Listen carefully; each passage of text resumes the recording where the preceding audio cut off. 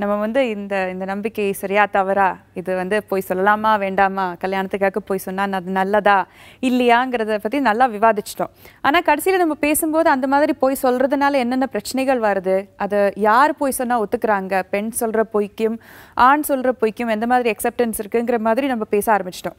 இதுல என்ன தெரியுதுன்னா, நம்ம வந்து கல்யாணத்துக்காக போய் சொல்லிடுறோம், ஆனா அதனால நிறைய பிரச்சனைகள் வருது. இல்ல போய் சொல்லியும் நல்லா வாழ்றவங்க நிறைய பேர் இருக்காங்க, இங்கே எக்ஸாம்பிள்ஸ் இருக்கு.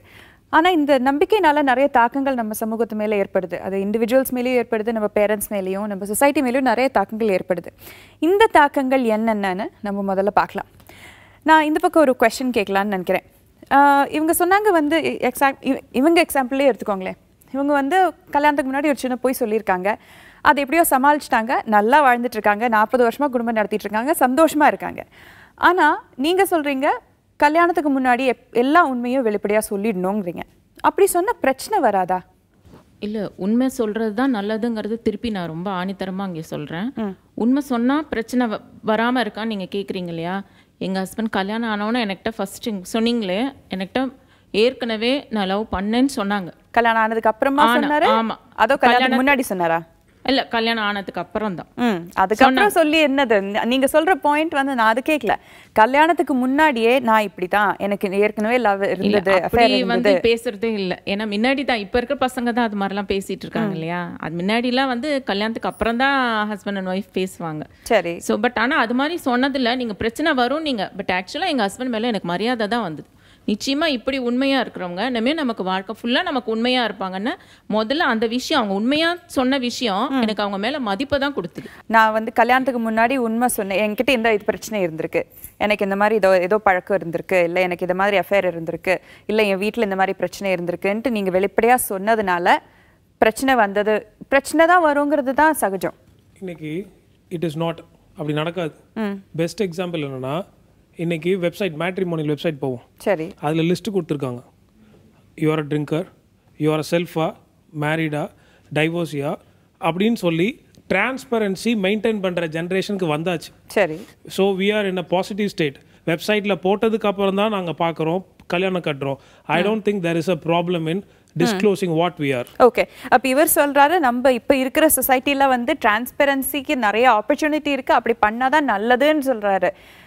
ஒத்துக்கிறீங்களா? அப்படி சொல்ல முடியுதா நம்மளால? இல்லை, கண்டிப்பாக அது ஒத்துக்க முடியாது. ஏன்னா ஃப்யூச்சரில் கண்டிப்பாக ப்ராப்ளம் வரும். அட் ஒன் பாயிண்ட் வந்து அந்த பேச்சு கண்டிப்பாக வரும். இந்த மாதிரி உனக்கு இருந்திருக்காங்க அப்படின்னு சொல்லும் போது அவங்களுக்கே தோணும், சே ஏன் தான் சொன்னமோ. உண்மை பேசிட்டு சந்தோஷமா நான் இப்படிதான் வாழ போறீங்களா, இல்ல பொய் பேசி அந்த குறைய மறைச்சிக்கிட்டே காலம் பூரா இருக்க போறீங்களா? That's the question over here. So nothing wrong in being transparent. நீங்க வந்து உங்களுக்கு கல்யாணம் நடக்க போகுது, இல்லை உங்களுக்கு உங்க வீட்டில் யாருக்கோ கல்யாணம் நடக்க போகுது, வீட்டுக்கு அந்த பொண்ணு வீட்டிலேருந்தோ பையன் வீட்டிலேருந்து வந்து இது பொண்ணு இப்படி தான் பையன் இப்படி தான் உங்களுக்கு ஒரு 10 இது கொடுக்குறாங்க, கேரக்டரிஸ்டிக்ஸ் கொடுக்குறாங்க. அப்படியே நம்பிடுவீங்களா? அதோ நீங்கள் பக்கத்தில் போய் விசாரிப்பீங்களா? கண்டிப்பாக விசாரிச்சுட்டு தான் கொடுப்போம். ஏன்னா அந்த இடத்துல போய் நடந்துடக்கூடாது. ஒரு நம்பிக்கையின் அடிப்படையில் தான் காலங்காலமாக திருமணங்கள் நடக்கப்படுகிறது. சாதாரணமாக ஒரு பையன் குடிச்சிட்டே இருப்பானா, கல்யாண டைமில் போய் அவங்க பக்கத்து வீட்டில் கேள்வி. ஆனால் இவர் சொல்றாரு இப்போ டிரான்ஸ்பரண்டான பீரியட்னு சொல்றாரு. அப்போ நீங்கள் ஏன் விசாரிக்கணும்? டிரான்ஸ்பரண்ட் பீரியட் அப்படியே எடுத்து கண்மூடித்தனமாக எந்த முடிவுகளும் எடுக்க முடியாது. அது பொய்யில முழுகக்கூடாது. எந்த விஷயத்தையும் கரெக்டாக இது பண்ணும். நம்பிக்கையின் அடிப்படையில் கல்யாணம் நடந்ததுன்னு நம்ம பாட்டு கண்ணை முடிந்து யாருக்குமே கொடுத்துட முடியாது அந்த குழந்தைய. அப்ப விசாரிக்கிறது இவர் சொல்றது நீங்க மறுக்கிறீங்க. இப்ப டிரான்ஸ்பரண்ட் பீரியடா இருக்கு, எல்லாமே தெரிஞ்சிட முடியும்னு சொல்றது நீங்க மறுக்கிறீங்க. டிரான்ஸ்பரன்சி அப்படிங்கிறது ஆக்ட், என்னோட ஆக்ட். நான் டிரான்ஸ்பரண்டா இருக்கிறேன். இந்த டிரான்ஸ்பரண்டா இருக்கிறேன்றது இன்னொருத்தருக்கு எப்படி தெரியும்னா ரீகன்ஃபார்ம் பண்ணும்போது தான் அது தெரியும். So that is the right process in reconfirming what I am transparent. Correct தானேப்பா? அப்சல்யூட்லி. சொல்லுங்க. டிரான்ஸ்பரன்சியை விட அக்செப்டபிலிட்டின்னு ஒரு பாயிண்ட் வருது இங்க. டிரான்ஸ்பரன்சியை விட இப்போ அவங்களோட எக்ஸாம்பிளே எடுத்துக்கணும்னா, அவங்க அக்செப்ட் பண்ணிக்கிட்டாங்க, என்னோட ஹஸ்பண்டோட எக்ஸ் லவ்வரை நான் அக்செப்ட் பண்ணிக்கிறேன்னு ஒரு ப்ராட் மைண்டடாக திங்க் பண்ணாங்க. பட் நிறைய பேர் இந்த சொசைட்டியில் அதை ஏற்றுக்கிற மாதிரி வந்து திங்க் பண்ணுறது இல்லை. அது ஒரு பாயிண்ட். ப்ராப்ளி அவங்க லைஃப் இப்போ காமாக இருக்குன்னா she accepted that he had a lover, எனக்கு வந்து ஒன்றும் ப்ராப்ளம் இல்லை, இனிமேல் இருக்கிற லைஃப்பில் வந்து நான் நல்லா வாழணும்னு அவங்க நினச்சாங்க. ஆனால் நிறைய பர்சன்டேஜில் நம்ம எடுத்து பார்த்தோம்னா யார் அக்செப்ட் பண்ணிக்க? இப்போ நானா இருந்தா நான் அக்செப்ட் பண்ணிருக்க மாட்டேன். சோ அந்த விதத்துல வந்து அங்க போய் சொன்னாதான் அது நிக்குது இல்லையா? நீங்க சொன்னீங்க நீங்க ஒத்துக்க மாட்டேன், எனக்கு வரப்போற கணவருக்கு பாஸ்ட் அஃபேர் இருந்ததுன்னா ஒத்துக்க மாட்டேன்னு சொன்னீங்க. At that point of time கண்டிப்பாக நான் ஒத்துருக்க மாட்டேன். கல்யாணம் ஆனதுக்கப்புறம் ப்ராபப்ளி கல்யாணம் ஆகிறதுக்கு முன்னாடியே சொல்லியிருந்தா ஐ வுட் ஹவ் அக்செப்டட். ட்ரூத்ஃபுல்லாக நான் சொல்கிறேன், ட்ரூத்ஃபுல்லாக நான் சொல்கிறேன். No, I am telling the truth. I am not representing wrongly.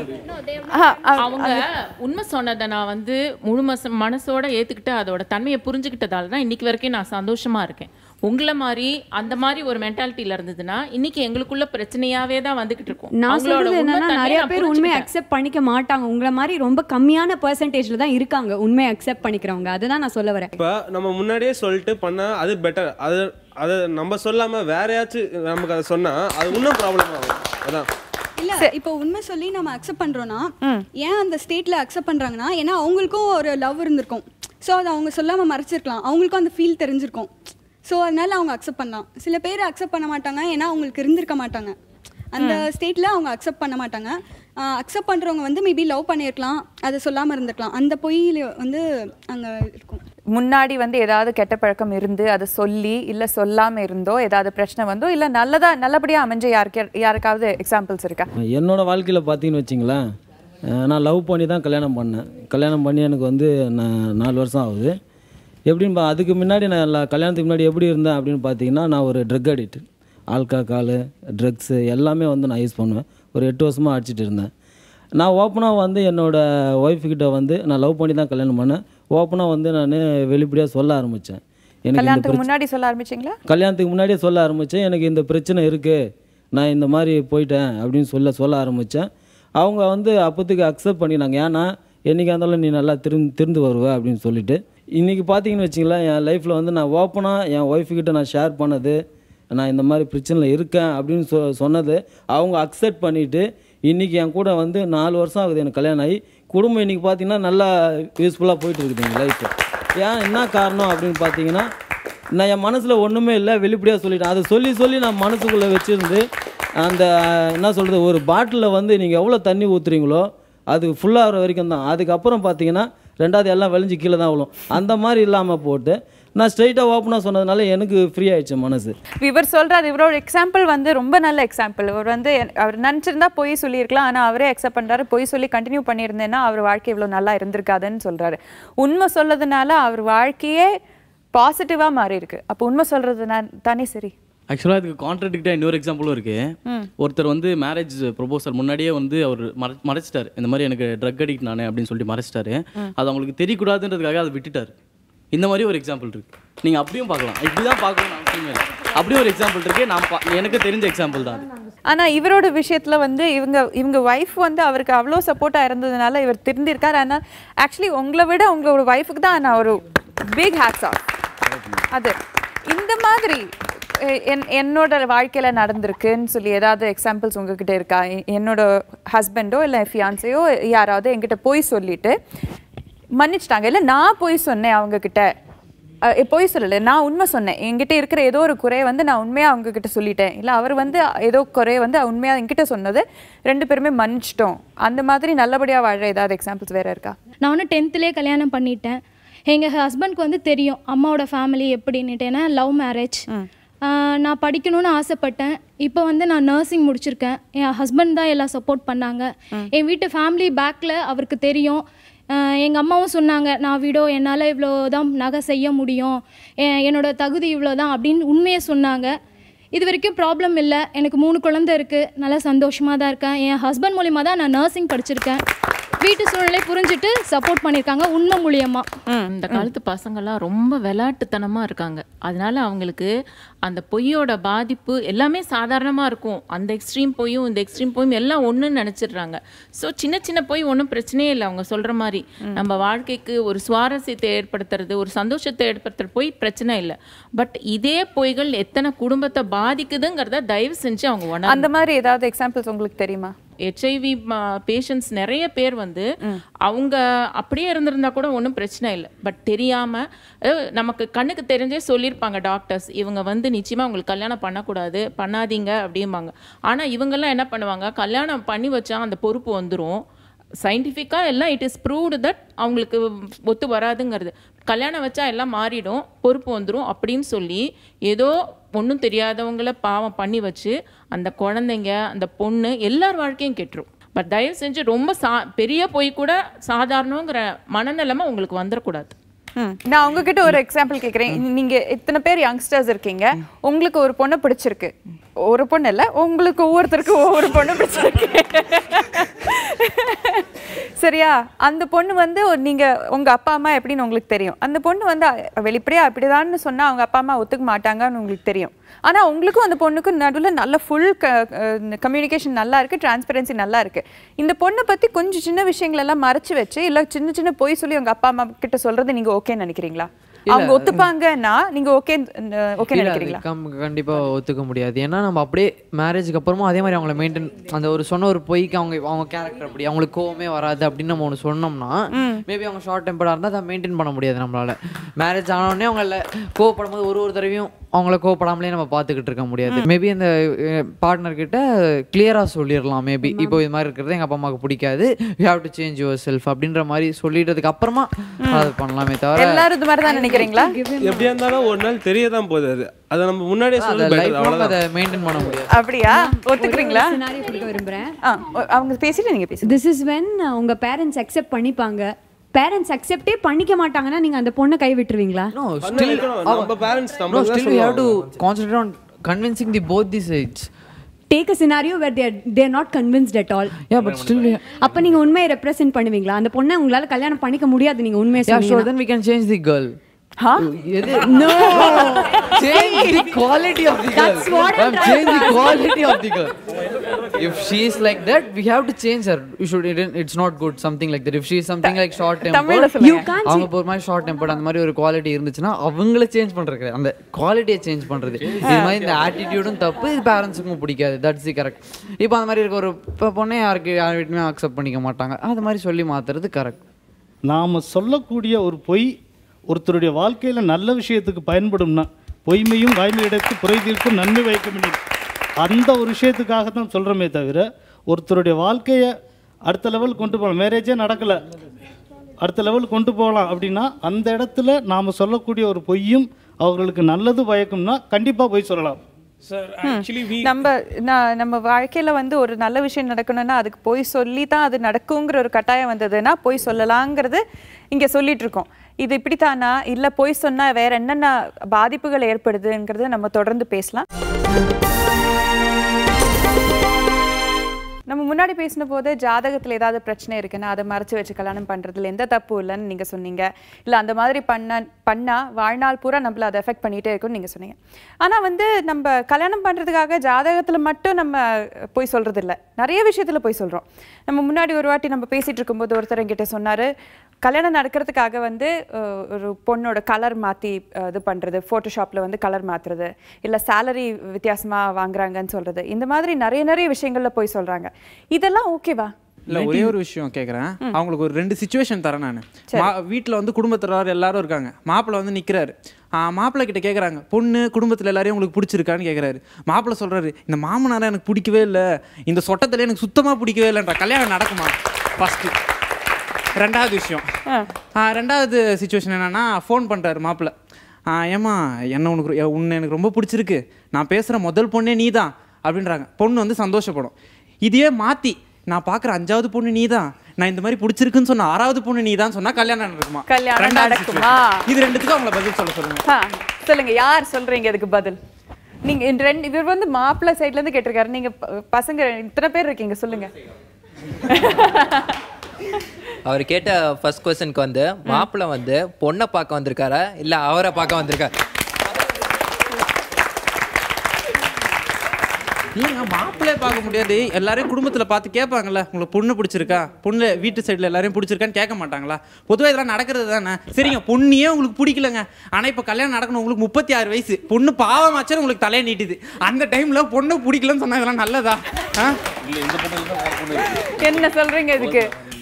36 வயசில் எனக்கு தெரிஞ்சு பாஸ்கர் என் ஃப்ரெண்டு 49 வயசில் கல்யாணம் பண்ணி 50 வயசில் ஒரு குழந்தை பிறந்து இப்போ என் கூட வேலை பார்க்குறாரு. பொண்ணுக்கு ஒரு பையனை பிடிச்சுன்னா 50 வயசு இல்லை 62 வயசில் கூட கல்யாணம் பண்ணிக்கும். அதனால் பொண்ணுக்கு வந்து வயசு முக்கியம் இல்லை, தன்னை வச்சு காப்பாற்றுவாரா கடைசி வரலும், கண் கலங்காம கால்வயிறு கஞ்சி ஏதாவது ஊற்றுவாரா, அதுதான் பெண்களுக்கு ஒரு முக்கியம். சொல்லுங்க, இதுக்கு என்ன சொல்றீங்க? ஆக்சுவலாக பார்த்தீங்கன்னா பொய் 1000 பொய் சொன்னால் கூட தப்பு இல்லை, ஆனால் 1000 பொய் சொல்லியே மாட்டிக்க கூடாது. நாங்களாம் மாட்டாதவங்க இங்கே இருக்கோம், மாட்டிட்டவங்களாம் அங்கே இருக்காங்க, அவ்வளோதான். அது எப்படி நாங்க மாட்டணும் நீங்க சொல்வீங்க? நாங்க தான் பொய்யே சொல்லலங்கறோம்ல, அப்ப எப்படி நாங்க மாட்டுவோம்? நாங்க பொய் சொல்ல மாட்டோம், நாங்க இங்க உட்கார்ந்திருக்கோம். நீங்க அந்த வேர்ட் யூஸ் பண்ணிருக்க கூடாது, அது ரொம்ப தப்பு. இன்னொன்னு ஒரு விஷயம், பொய் சொல்றதுன்றது பனைமரத்துல ஏறுற மாதிரி, ஏறினா நுங்கு, தவறி வந்தா சங்கு. நாங்க இவங்க பறிப்போம் கான்ஃபிடன்ஸோட மேலே ஏறுறோம், ஏன் கீழே விழுறோம்னு நினைச்சு மேலே ஏறுறீங்க? நாங்க மாட்டிக்காம இருக்கணும்னு கரெக்டாக போய் சொல்லுவோம், மொத்தவங்க மனசு கஷ்டப்படாத மாதிரி போய் சொல்லுவோம். 1972 ஒரு ப்ரைவேட் கம்பெனியில் சூப்பர்வைசராக ஒர்க் பண்ணுறேன், கொஞ்சம் இறக்கி பிடிச்சிக்கோ. சூப்பர்வைசராக ஒர்க் பண்ணுறேன். அப்போ எனக்கு சம்பளம் வந்து 250 தாங்க. 6 இடத்துல என்னுடைய ஃபாதர் போய் பொண்ணு பார்த்தாருங்க. 6 இடத்துல சம்பளம் கம்மியாக இருக்குது, பொண்ணு தரமாட்டேன்னு சொல்லிட்டாங்க. வேறு வழி இல்லாமல் என்ன பண்ணாங்க, சம்பளம் 500 ரூபான்னு ஏற்றிட்டாருங்க. ஏற்றிட்டு நெக்ஸ்ட்டு 7வது இடத்துல போனவங்க பொண்ணு செட் ஆகிடுதுங்க. செட் ஆகி கல்யாணமும் ஆகிடுதுங்க. அப்புறம் ஒரு 4 மாதம் கஷ்டப்பட்டாங்க. அப்புறம் கவர்மெண்ட் ஜாப் கிடச்சி இப்போ கவர்மெண்ட்லேயே ஜாயின் பண்ணிட்டாங்க. அந்த கல்யாணம் பண்ணதுக்கு அப்புறம் வந்து உங்களுக்கு ஒய்ஃப்க்கு தெரிஞ்சிருச்சா? ஒய்ஃபு தெரிஞ்சதுங்க. 500 ரூபாய் இல்லை தெரிஞ்சதா? கூட்டு குடும்பம் இல்லைங்களா? அவங்க தான் ஒய்ஃபா? ஓ கொடுங்க. நம்ம எவ்வளோ வருஷம் கடந்து போகிறோம்? 40 years கிட்டத்தட்ட கடந்து போகிறோம். நீங்கள் அப்படியே சொல்லுங்கள் என்ன நடந்ததுன்னு. அப்போ ஆக்சுவலாக 250 எனக்கு சம்பளம். கம்பெனி கேஷியர்கிட்ட போயிட்டு கவரில் என்ன எழுதுவேன், கிராஸ் பே 500, பிஎஃப் டிடக்ஷன் வந்து 50, நெட் பே வந்து 415 போட்டுக்கோங்க. ஆக்சுவல் பட் எங்கிட்ட இருக்குது 250 தான் கவரில் இருக்காங்க. 200 rupees ஃப்ரெண்ட்ஸ் கிட்ட வாங்கிட்டு அதில் போட்டு கொண்டு போய் வீட்டில் கொண்டு கொடுத்துறது. அது இங்கே வராது, அப்பா கிட்ட கையில் வாட்ஸ்அப்பில் அவர் நிற்பார், அவர்கிட்ட தான் போனாங்க. அடுத்த நாள் இவர் புக்கு குமுதம் வாங்கிறாரா, கல்கண்டு வாங்கிறாரா, அல்வா வாங்கிறாரா, எல்லாம் இப்போ எங்கேருந்து எப்படி வரும்னு தெரியாது. ஆனா உங்களுக்கு தெரிஞ்சிடுச்சு இவருக்கு வந்து சம்பளம் கம்மி தான். இல்ல சர்வீஸ் கமிஷன் எழுதி இருந்தாரு, அது வீட்டுல பிரச்சனை நிறைய நடந்தது, வேண்டான்னுட்டு. சரி சர்வீஸ் கமிஷன் எழுதியிருக்காரு, வேலை வரும் பயப்படாத, நாங்களா இருக்கோம் அப்படின்னு சொன்னதுனால சரின்னு ஒத்துக்குன்னு அதே மாதிரி வந்துருச்சு. கல்யாணம் ஆன பிறகு வேலை வந்துருச்சு. சரி 4 months கிடைச்சிடுதுங்க. அப்பவும் அதே 240 ரூபா தான். சம்பளமே அது அவ்வளோதாம்மா. அப்போ வந்து ஒரு பவுண்ட் 200 rupees. இது 1972. சரி அப்போ வேல்யூ என்னன்னு பார்த்துக்கணும். அதில் வீட்டுக்கு 40 ரூபா போயிடும், வீட்டு வாடகை போயிடும். அவருக்கு நிறைய பிரச்சனைங்க இருக்கு பாருங்க. நீங்க வீட்டுல போய் கொஞ்சம் நல்லா பேசி சமாளிச்சுக்கணும் சொல்றேன். சரி பாருங்க, இவங்க ரொம்ப அழகா சொல்லியிருக்காங்க. எனக்கு வந்து சம்பளம் ஏத்தினாதான் கல்யாணம் நடந்தது, ஆனா அதுல எதுவும் பிரச்சனை இல்லாம அவங்க 2 பேரும் ரொம்ப அந்யோன்யமா இருக்காங்க, ரொம்ப புரிஞ்சுக்கிட்டு இருக்காங்க. எந்த பிரச்சனையும் வருது இல்லையே. அப்ப ஏன் அதுல 3 என்ஜினியர் வேற உருவாக்கி இருக்காங்களா? ரொம்ப நல்ல விஷயம். அதுக்கு என்ன சொல்றீங்க? இப்போ அவங்க 1972 ஸ்டோரி சொன்னாங்க. அந்த காலத்துலலாம் பார்த்தீங்கன்னா ஒரு பெண்ணுக்கு வந்து அம்மா வந்து சொல்லி அனுப்புவாங்க, நிறைய அட்வைஸ் பண்ணுவாங்க, நீ இப்படி இருக்கணுமா, எது இருந்தாலும் அட்ஜஸ்ட் பண்ணிட்டு போகணும். ஸோ அந்த மாதிரி தான் அங்கே இருக்கிற மேடமும் வந்து அவங்க ஹஸ்பண்ட் கம்மி சம்பளமாக இருந்தால் கூட அவங்க அட்ஜஸ்ட் பண்ணி இருந்தாங்க. பட் இப்போ நான் எங்கள் ஜெனரேஷன் கிட்ட கேட்குறேன், உங்களுக்கு வர பொண்ணு இப்போ நீங்கள் வந்து ஒரு ஐடிஐ கம்பெனியில் 60,000 70,000 ஏர்ன் பண்ணுறீங்கன்னு போய் சொல்லியிருப்பாங்க. பட் நீங்கள் ஒரு 20,000 தான் பண்ணுறீங்கன்னு வச்சுக்கோங்க. நாளைக்கு அந்த பொண்ணு உங்ககிட்ட வந்து நீங்கள் லைஃப் பண்ணும் போது உங்கள் சேலரி இவ்வளோதான் போது இப்போ இருக்கிற ஜென்ரேஷன் கேர்ள்ஸ் வந்து they want money, they want to be hi fi, அந்த மாதிரி தான் அவங்க விரும்புகிறாங்க. ஸோ அந்த மாதிரி டைமில் உங்ககிட்ட அவங்க வரும்போது கண்டிப்பாக உங்களால் வந்து அதை அட்ஜஸ்ட் பண்ண முடியுமா? 2 பேர் ஹாப்பியாக இருக்க முடியுமா?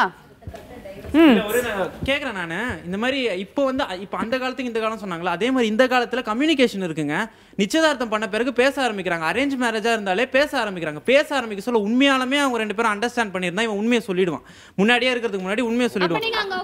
அப்போ இல்ல அப்படி சொல்லலைங்க. வீட்டை கன்வின்ஸ் பண்றது, அவங்கள கூட வாழ போறவங்களை கன்வின்ஸ் பண்றது வேற, வீட்டை கன்வின்ஸ் பண்றது வேற. நம்ம வீட்டுல போய் சொல்றாங்கன்னா அவங்க எல்லாரையும் கன்வின்ஸ் பண்ணதா போய் சொல்லியிருப்பாங்க. வெறும் அந்த பொண்ணை கன்வின்ஸ் பண்ணுன்றதுக்காக அவங்க போய் சொல்றது கிடையாது. ஸோ இந்த மாதிரியும் இருக்கு. நாங்க வீட்டையும் கன்வின்ஸ் பண்ணி ஆகணும்ல, 2 பேரும் பிடிச்சிருக்கு, நாங்க கன்வின்ஸ் பண்ணி ஆகணும், எங்களுக்கு வேற வழி இல்லைங்க, என்ன பண்றது? சரி ஓகே, நான் ஒரே நிமிஷம். இங்கே 2-3 கேர்ள்ஸ் இருக்கீங்க, உங்களுக்கு எல்லாம் ஆல்மோஸ்ட் மேரேஜபிள் ஏஜ்னு நினைக்கிறேன். உங்களுக்கு கல்யாணத்துக்கு முன்னாடி ஒருத்தருக்கு இவ்வளோ சம்பளம்னு சொல்லி உங்களுக்கு பையன் பார்க்குறாங்க, அதுக்கப்புறம் வந்து அவருக்கு அவ்வளோ சம்பளம் இல்லை கம்மியாக தான் தெரிஞ்சதுன்னா நீங்கள் ஒத்துப்பீங்களா கல்யாணத்துக்கு? ஃபர்ஸ்ட் திங், இந்த காலத்து பொண்ணுங்க மணி ஹைஃபை எக்ஸ்பெக்ட் பண்ணுறாங்க அப்படின்னு அந்த ஆண்டி சொன்னாங்க. டோட்டலாக வந்து நான் கான்ட்ராடிக்டாக பேசணும்னு விரும்புகிறேன். It's not like that. My point of view, I'm not trying to be rude. And இன்னொன்று, வென் அவன் 20,000 தான் வாங்குறான், ஆனால் என்கிட்ட 50,000 ரூபாய் சொல்லியிருக்காங்கன்னா என்னால் ஒன்றும் பண்ண முடியாது. I am married to him, I can't break the marriage. When he has the capacity to earn more money than that, I don't look into that 20,000. When he can earn 15,000 for me, if he has that capacity, அந்த மாதிரி ஒரு capacity உள்ள ஆம்பளையாக தான் நான் கல்யாணம் பண்ணிப்பேன் கண்டிப்பாக. என்னை பொறுத்தவரையிலும் he should have the capacity to earn money. இந்த பாயிண்ட் வந்து நீங்க இன்டர்வியூலாம் பண்ண முடியுமாங்க? இல்லங்க, அவங்க வந்து போங்க மாதிரிலாம் இந்த காலத்துல மேரேஜ் நடக்கிறதும் இல்ல. அதுதான் நாங்களும் சொல்றோம், போங்கு பண்ணி கல்யாணம் பண்ண முடியாதுன்னு சொல்றோம். நான் சொல்றது வாழ்க்கை ஃபுல்லா நம்ம ஒன்னும் போங்க பண்ண போறது இல்லையா. on a long term, if one bong is going to be make people happy in a life, there's no point in telling truth to them. ஒரு ட்ரூத்னால ஒரு மேரேஜ் பிரேக் ஆகும் அப்படின்னா நான் அந்த ட்ரூத்தை சொல்ல மாட்டேன். ஒரு பொய்னால அந்த மேரேஜ் நிற்கும் அப்படின்னா கண்டிப்பா நான் அந்த பொய்யை சொல்லுவேன். நடக்கும்னா போய் சொல்லுவேன். இப்போ இன்னொரு விஷயம் நீங்க பாத்தீங்கன்னா அங்க இருக்கவங்க எல்லாருமே போய் சொல்லலாம், தப்பு இல்லைன்னு சொல்ற ஒரு லைக் மைண்டட் பீப்புள். அவங்க அதே மாதிரி ஒரு பார்ட்னர் அவங்களுக்கு கிடைச்சாங்கன்னா அப்போ பிரச்சனை கிடையாது. இப்போ இங்க இருக்கவங்க எல்லாம் போய் சொல்லக்கூடாது அப்படின்ற மாதிரி சொல்றாங்க. இவங்களோட மைண்ட் செட் உங்களுக்கு எப்படின்னு புரியும்.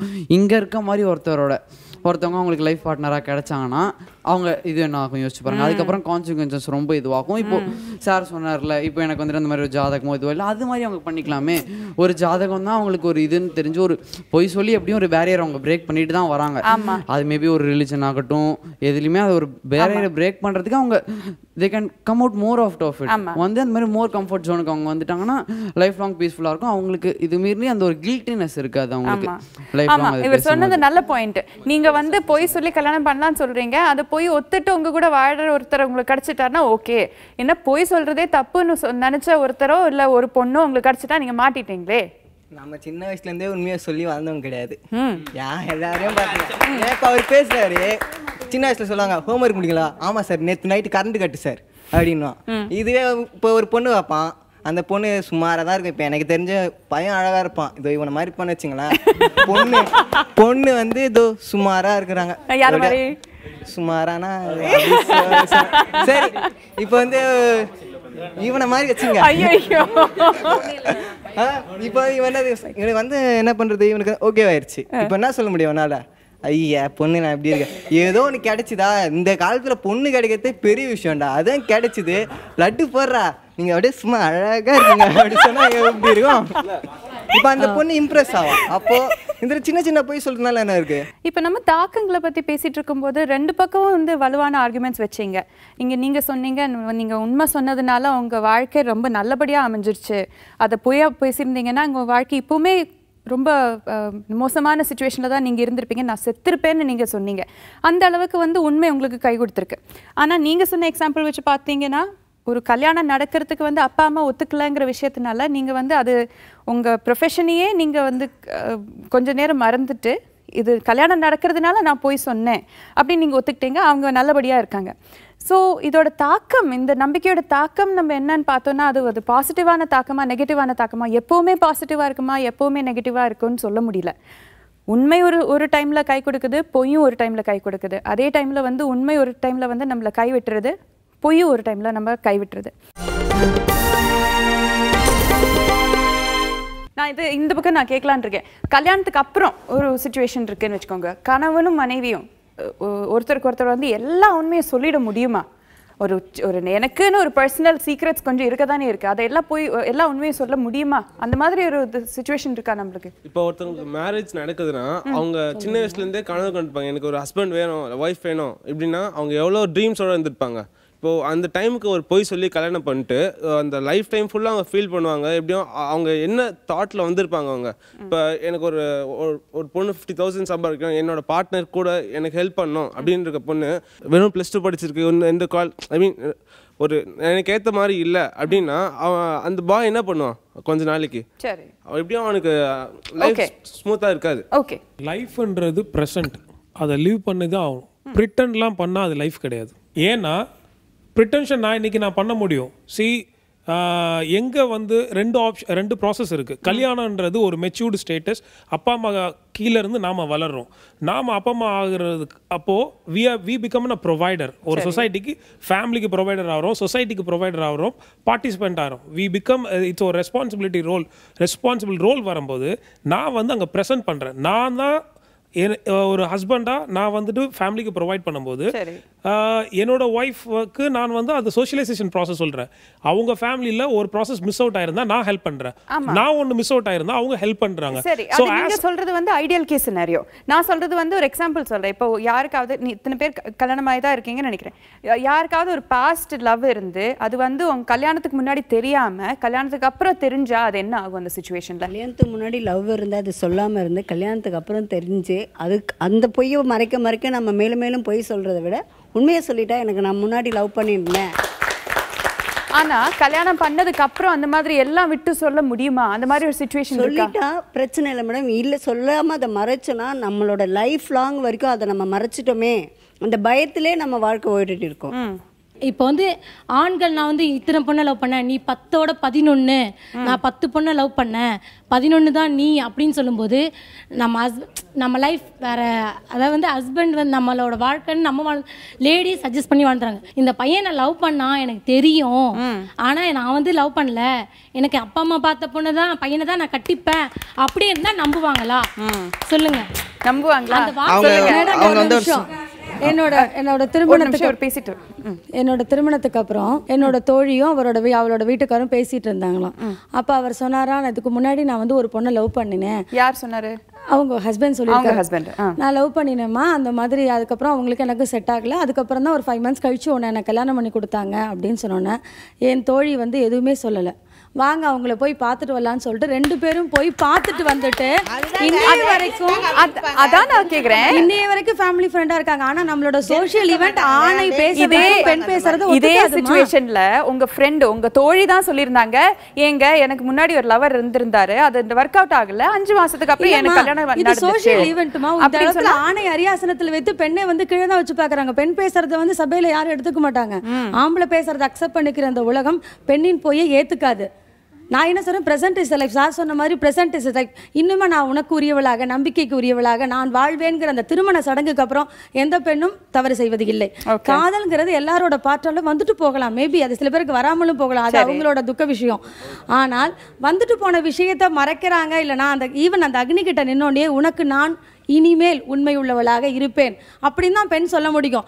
ஆண்கிட்ட போய் நான் வந்து இத்தனை பேர் லவ் பண்ணேன் அப்படின்னு சொன்னா அதுக்கப்புறம் எந்த பெண்ணும் அங்கே வாழ முடியாது. 2வது 4 மெழுகுவர்த்தி எரிஞ்சுதான் ஒரு கதை எங்கள் அம்மா சொன்னாங்க இந்த ஷோக்கு வரதுனால. அமைதி, அன்பு, பாசம், இந்த மெழுகுவர்த்தி. இன்னொரு மெழுகுவர்த்தி எரிஞ்சது, அதுக்கு பேர் கிடையாது. இந்த 3 மெழுகுவர்த்தியும் அணைஞ்சுடுத்தான்.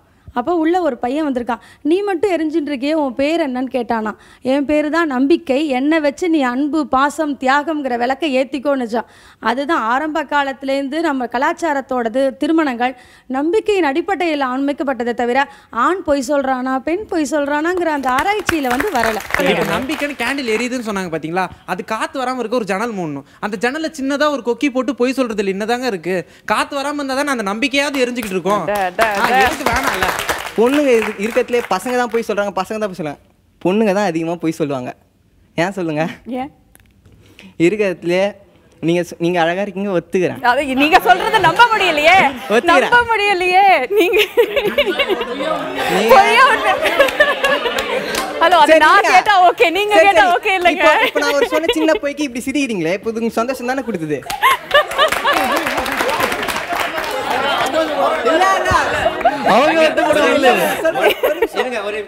உலகமே நாடகம் எடுங்க, அதுல பொய்ங்கிறது ஒரு சின்ன ஒரு பார்ட் ஆஃப் பிளே. அது வந்து பண்ற தப்பு இல்லை. இங்க என்ன நாங்க சொல்றோம், நாங்க பொய் சொல்லாங்கிறோம், அவங்க என்ன பண்றாங்க, உண்மையை மறைக்கிறாங்க. ரெண்டுமே ஒண்ணுதான் கிட்டத்தட்ட. நீ சொல்ற பொய்யினால ஒரு சமுதாய சீர்கேடோ ஒரு குடும்பத்திற்கு பாதிப்போ வந்தா அந்த பொய் தேவையில்லை. சொல்றது வந்து வெறும் 10% ஆஃப் பீப்புள் சொல்றீங்க, நாங்க சொல்ற மிச்ச 90% ஆஃப் பீப்புள் சொல்றோம். நாங்க பொய் சொல்லி நல்லா இருக்கிறாங்களா அதை பாருங்க, பொய் சொல்லி 10% நல்லா இல்லைங்க அதை பார்க்காதீங்க. எப்பவுமே நெகட்டிவ் எடுக்காதீங்க, பாசிட்டிவ் எடுத்துக்கோங்க. என்னோட அத்தைக்கு வந்து நான் சொல்றது ஒரு 50-60 வருஷத்துக்கு முன்னாடி கதை. திருமணம் ஏற்பாடாச்சு. அந்த அத்தையோட வீட்டுக்கார் வந்து ஃபுல் கோட் ஷூட்லேயே இருந்தார். எங்களதுல வேஷ்டி கட்டணும், ஒவ்வொரு மரபுக்கும் ஒவ்வொரு சம்பிரதாயங்கள் இருக்கிற மாதிரி வேஷ்டி கட்டணும். இவர் லாஸ்ட் டைம் வரைக்கும் அந்த கோட் ஷூட்டை அவர் ரிமூவ் பண்ணவே இல்லை. சரி, ஒருவேளை அவர் ஃபேஷனாக இருக்கார் போல இருக்கு அப்படின்னு நினச்சிட்டு நான் விட்டுட்டாங்க. விட்டதுக்கப்புறம் பார்த்தா அவருக்கு கல்யாணம் கரெக்டாக அந்த கரெக்ட் டைமில் போய் பார்த்தா அவருக்கு வெண்குஷ்டம் இருந்திருக்கு. ரெண்டாவது அவர் ஆல்ரெடி மேரேஜ் ஆனவர்னு ஒரு சிம்பிள் இருக்கும் எங்களுக்கு அந்த பூனல் போடுற மேட்டரில். அவர் ஆல்ரெடி கல்யாணம் ஆனவர்னு இருக்கு. ஆனால் பக்கத்தில் அத்தை உட்காந்துட்டாங்க. கடைசியில் அவங்க அந்த இது சொன்னதுன்னா எனக்கு கடவுள் 2ஆம் தாரமாக தான் போனோன்னு என் தலையில் எழுதிட்டார் அப்படின்னு சொன்னாங்க. என்னைக்கு வந்து தவறுகளுக்கு தலைவிதியை காரணம் சொன்னாங்களோ அன்னைய வரைக்கும் திருமணங்கள் பொய் புகழ்த்தப்படவில்லை. என்றைக்கு தவறுகளுக்கு தண்டனைகள் வழங்கப்படும் என்று சொல்லப்பட்டதோ அன்றிலிருந்து திருமணங்களில் பொய் புகழ்த்தப்பட்டது.